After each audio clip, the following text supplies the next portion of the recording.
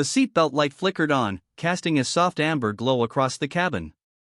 The steady hum of the engines filled the silence, almost comforting, as passengers shifted in their seats, pulling out books, scrolling through phones, or adjusting pillows for the long flight ahead. In seat 13F by the window sat a woman in her late 30s. Her hair was tied back in a loose knot, a pair of plain aviator sunglasses resting atop her head. She looked like any other traveler, casual jeans, a soft gray hoodie, and a small leather bag tucked neatly under the seat in front of her. Nobody noticed her at first, and that was exactly how she liked it. Then, the captain's voice crackled over the intercom. "Ladies and gentlemen, we may experience a bit of turbulence ahead. Please remain seated with your seatbelts fastened." His tone was steady, professional, but to anyone who had spent time in the sky, there was something different about it. Controlled, careful, almost too careful. The woman in 13F lifted her eyes from the paperback she was pretending to read and glanced out the window. The air looked calm, but she knew better. Her instincts, sharpened from years of combat missions, whispered that something was off. 15 minutes later, it happened. The seatbelt light blinked again, followed by the distant roar of engines that didn't belong to their airliner. Passengers turned their heads and gasped as two dark shapes streaked through the clouds, sleek silhouettes slicing across the sky. F-22 Raptors.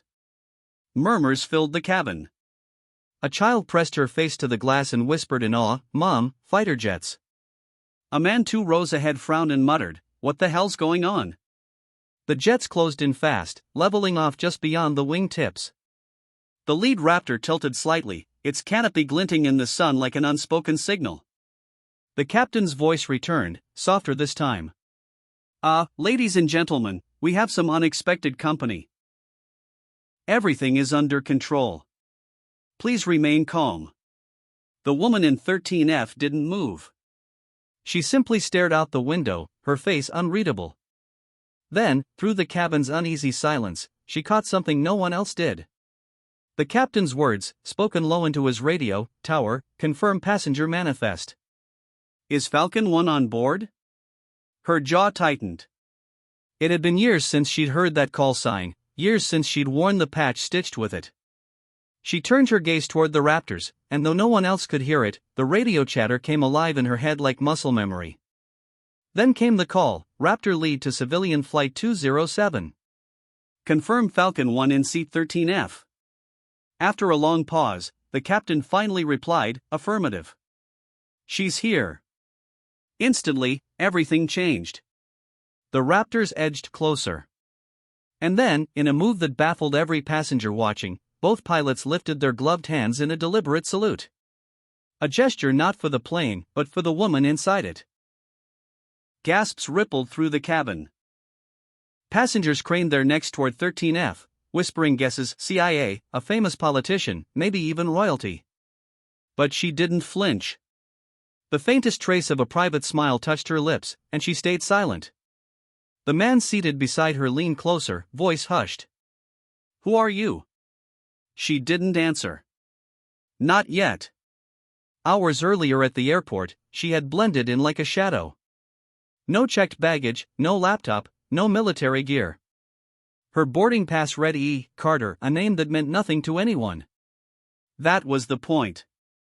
She hadn't flown commercial in years. But today wasn't about her. It was about a promise, one she had made long ago to a fallen friend, a fellow pilot she had once saved in a firefight over a desert that tourists would never see. She was on her way to his hometown, for a memorial no one outside their world would ever know about. By the time Flight 207 touched down, word had spread.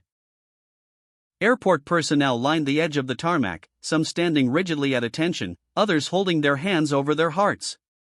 At the jet bridge, 2 young Air Force officers waited. One snapped to attention with a crisp salute. "Ma'am," he said quietly, "it's an honor. My father flew with you.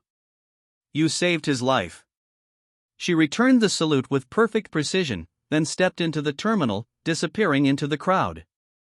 She hadn't come for recognition. She had come for the promise. That night, at the small-town memorial, she stood at the edge of a candlelit field, the sky painted with the last streaks of sunset. Nobody there called her by her real name. They called her by the name etched into history, whispered with respect in the skies, Falcon 1. For a moment, she let herself feel the weight of it. Not as a burden, but as the quiet pride of someone who had given everything and asked for nothing in return. Somewhere in the distance, the low rumble of jet engines echoed across the night. She lifted her head, a faint smile on her lips. Heroes don't always live in the spotlight. Sometimes, they sit quietly in seat 13F. Sparkles, if this story moved you, don't forget to like, comment, and subscribe for more cinematic and emotional stories.